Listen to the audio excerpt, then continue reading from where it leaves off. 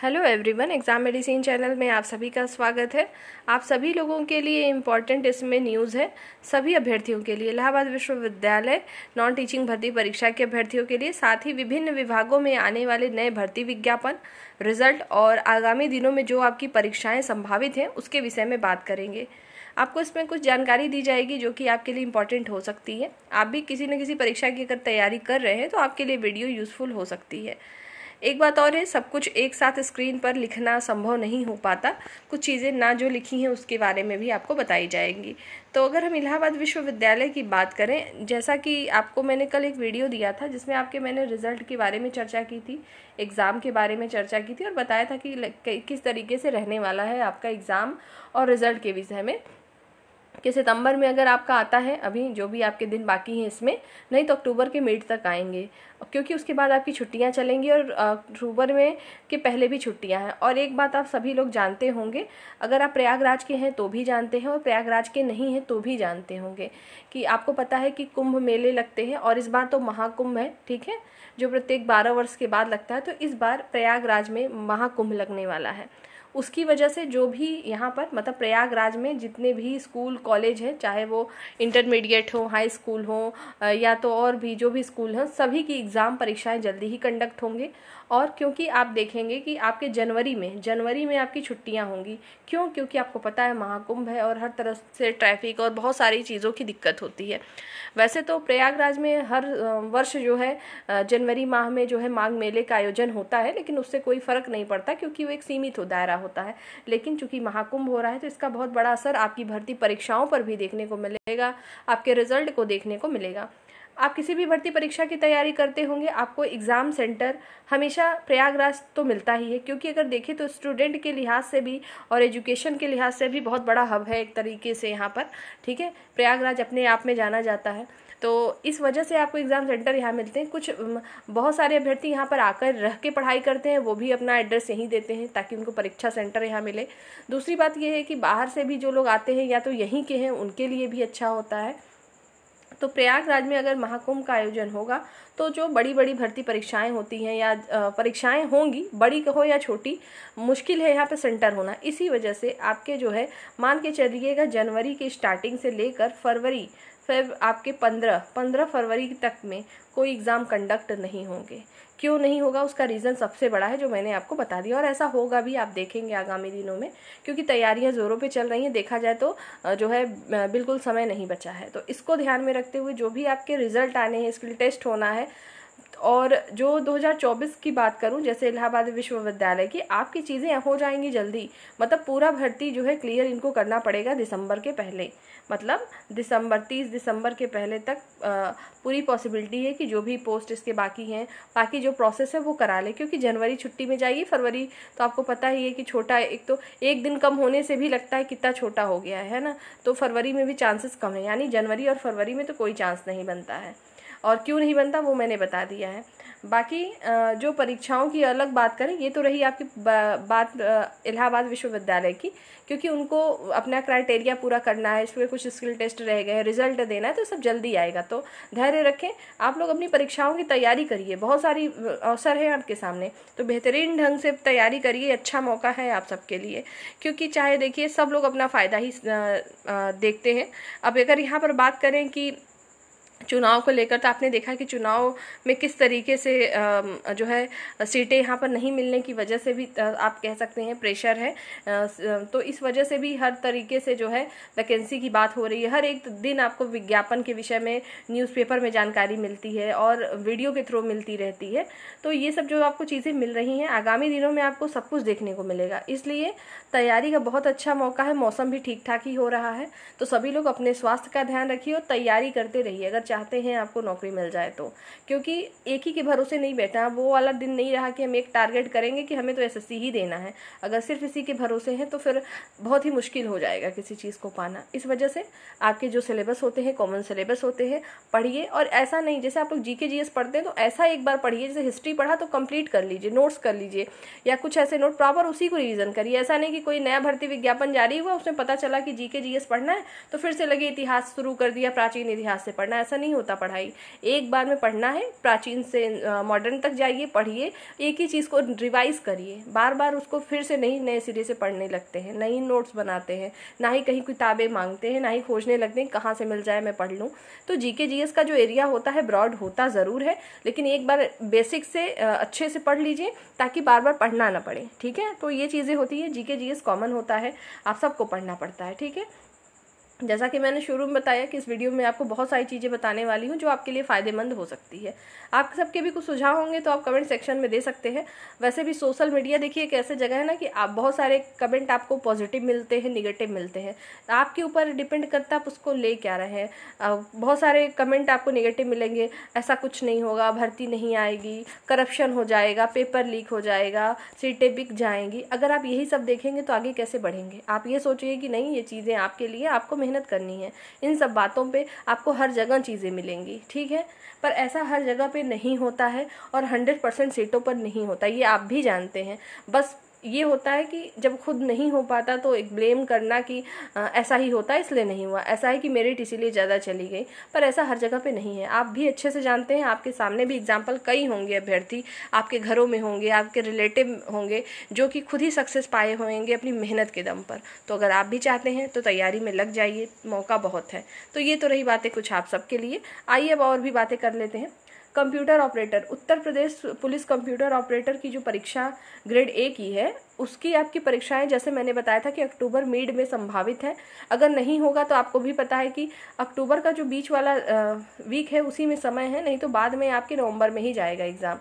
और इसके एग्ज़ाम दिसंबर के पहले होंगे। और कुछ अभ्यर्थियों ने मुझसे पूछा कि क्या मैम, बहुत सारे लोग आपको बता रहे हैं फरवरी में होगा, जनवरी में होगा, आप खुद बताइए कि जैसे मैंने आपको बताया कि प्रयागराज में जो है महाकुंभ लगेगा। तो और आपको पता है कि आज के न्यूज़पेपर में सीएम ने जो है ऑर्डर किया है, निर्देशित किया है सभी विभागों को कि जितने भी भर्ती विज्ञापन हैं, जितने भी जो है वहाँ पे रिक्त पद हैं, सबकी जो है सूची जारी की जाए और जल्द से जल्द भर्ती विज्ञापन जारी किया जाए।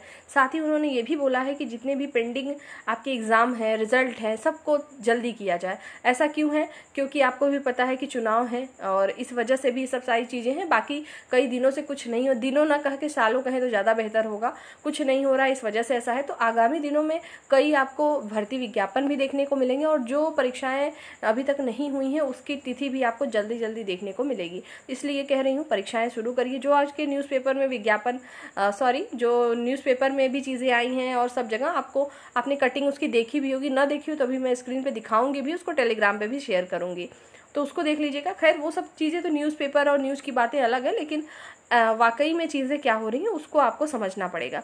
तो ये सोच के नहीं बैठना है कि परीक्षाएं तो हमारी जनवरी फरवरी में होंगी, ऐसा नहीं होगा। अगर ऐसा हुआ तो सोचिए कि प्रयागराज किसी को सेंटर ही नहीं मिलेगा, फिर कैसे होगा। प्रयागराज ही क्यों कहें, आसपास के जो ज़िले हमारे होंगे वहाँ पे कहाँ से मिल जाएगा सेंटर, क्योंकि जो महाकुंभ जो मेले लगते हैं वो आपको पता है कि इतने कम स्तर पे नहीं होते, कितने लाखों की भीड़ होती है, तो संभव नहीं है। और कोई भी नहीं चाहेगा किसी भी बच्चे का हित जो है उसमें मतलब नुकसान हो, उसको सभी जो है परीक्षाएं दे पाएँ। इस वजह से भी चीज़ें आपको देखने को मिलेंगी कि जनवरी फरवरी में तो नहीं होगा, दिसंबर से पहले होगा। तैयारी करते रहिएगा। बाकी जहाँ से आप पढ़ना चाहें वहाँ से पढ़िए, आपको आपके सिलेबस के अकॉर्डिंग पढ़ना चाहिए। मटेरियल मैंने हमेशा बताया है कि बहुत सारे प्लेटफॉर्म हैं, हर जगह अवेलेबल है, फ्री में मटेरियल अवेलेबल है। गूगल करिए, गूगल पे चीज़ें हैं आपको पढ़ने के लिए, वहाँ से आप ले सकते हैं। बाकी जो भी हेल्प हो सकती है बीच में मेरे द्वारा, मैं आपको वीडियो प्रोवाइड कराती ही रहती हूँ, तो उसको आप चाहें तो अगर आवश्यकता हो तो देख लें। और ये तो रही बात कंप्यूटर ऑपरेटर की। और उत्तर प्रदेश पुलिस में कुछ लोगों ने ये भी बताया कि आपके जो अभी कांस्टेबल का एग्ज़ाम हुआ था 60,000 पदों के लिए लगभग, उसके जो है फिजिकल टेस्ट के बाद आपका एग्ज़ाम होगा। इसका कोई लॉजिक नहीं है, ठीक है। आपके एग्ज़ाम ऑनलाइन होने हैं, आपके एग्ज़ाम सेंटर जो है जहाँ पर भी रहेंगे गवर्नमेंट होंगे, यानी बीटेक कॉलेज जो होते हैं या डिप्लोमा पॉलीटेक्निक कॉलेजेज होते हैं वहाँ होंगे, क्योंकि ऑनलाइन आपको देना है। जहाँ पर जो है लैब अवेलेबल हो वहीं पर आपकी परीक्षाएँ कंडक्ट होंगी। तो उत्तर प्रदेश पुलिस विभाग को भी निर्देशित किया गया है परीक्षाओं को लेकर, वो भी आज के न्यूज़पेपर में आपने देखा होगा, न देखा हो तो उसको भी मैं भी दिखाऊंगी। तो हर जगह के लिए इसको निर्देशित किया गया है कि वहाँ के जो भी लंबित कार्य हैं वो सब जो है जल्दी से जल्दी प्रक्रियाएं पूरी की जाएं। तो ये तो रही बात उत्तर प्रदेश पुलिस के जो है कंप्यूटर ऑपरेटर के पोस्ट के लिए। दूसरी बात बता दूं, इसमें जो अभ्यर्थी कंप्यूटर साइंस के लिए परेशान है, परेशान ना हो, मैंने कुछ वीडियो आपको दिए हैं, वो भी मैं आगे भी दूंगी। कंप्यूटर हर एक फील्ड में ज़रूरी है, उसके लिए एक प्रॉपर आज ही मैं आपको एक वीडियो लेके आऊँगी जो आपके लिए यूज़फुल होगी, सभी के लिए यूज़फुल होगी। ठीक है, आगे देखते हैं। उसके बाद बात करते हैं यूपीएससी मुख्य सेविका भर्ती परीक्षा 2022 कोर्ट केस और डीवी रिजल्ट। यहाँ मैंने इसलिए इसको नहीं लिखा है कि आपका कोर्ट केस क्या है, आप सभी जितनी छात्राएं इसमें हैं सभी को पता है कि किस तरीके से आपकी चीज़ें चल रही हैं, जितना आप लोग को संघर्ष करना है वो सब लोग कर रहे हैं अपने अपने तरीके से। लेकिन आप लोग परेशान मत होइएगा, अब आप लोगों का भी दिन आ चुका है। कहते हैं ना, जब दिन आता है तो हर चीज़ मिलती है, तो वही आपका दिन ही लौट रहा है, ऐसा ही समझिए। क्योंकि देखिए हर तरीके से निर्देशित भी किया गया है। यूपीएससी के जो अधिकारी थे वहाँ पर उपस्थित थे मीटिंग में, उनके द्वारा भी सारी चीज़ें कही गई हैं। तो भले ही आपका ये कोर्ट केस में चला है और आपने देखा होगा आप ही सबकी कोशिशों की वजह से ही अब आपके जो कोर्ट केस होते हैं जल्दी जल्दी आपको देखने को मिलते हैं। मतलब पहले ऐसा होता था कि पता लगा कि आपका जुलाई में डेट है तो सीधे आपको सितंबर में मिल रहा है, ऐसा मिलता था। पर अब ऐसा नहीं है, हर एक वीक में आपको मिलता है। ये बात और है, किसी न किसी कारण से सुनवाई नहीं हो पाती। 26 तारीख फिर से आपको डेट मिली हुई है। उम्मीद करेंगे कि आपकी सारी चीज़ें क्लियर हो जाएं ताकि आपका डीवी रिजल्ट जल्दी से जल्दी जारी हो जाए। तो आप लोग भी परेशान मत होइएगा। उनकी कैलेंडर में जो जारी किया गया था कि नवंबर लास्ट और दिसंबर फर्स्ट वीक, तो लगभग इसी के दौरान आपका फाइनल रिजल्ट नहीं आया लेकिन डीवी तक तो हो जाएगा। लेकिन तो आप लोग भी परेशान नहीं होंगे, आपकी भी रिजल्ट आएंगे। तो ये चीज़ मुझे इसमें यही आपको बतानी थी। दूसरी बात करते हैं आगामी दिनों में कौन कौन सी भर्ती परीक्षाएं आपकी होंगी।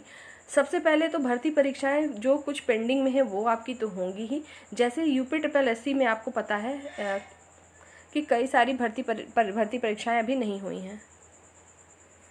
आपके यहाँ पे भर्ती परीक्षाएं कई नहीं हुई हैं, चाहे आपके लिखित परीक्षा हो, चाहे आपका टाइपिंग टेस्ट भी अभी जूनियर असिस्टेंट का नहीं हुआ है जो 1200 पद वाला था। तो उस सब की चीज़ें आपको जल्दी देखने को मिलेंगे। और जूनियर असिस्टेंट के भी एग्ज़ाम को, जैसे मैंने बताया ना कि प्रयागराज एक ऐसा ज़िला है जहाँ पर बहुत सारे सेंटर बनाए जाते हैं, चाहे ऑफलाइन हो चाहे ऑनलाइन सेंटर हो।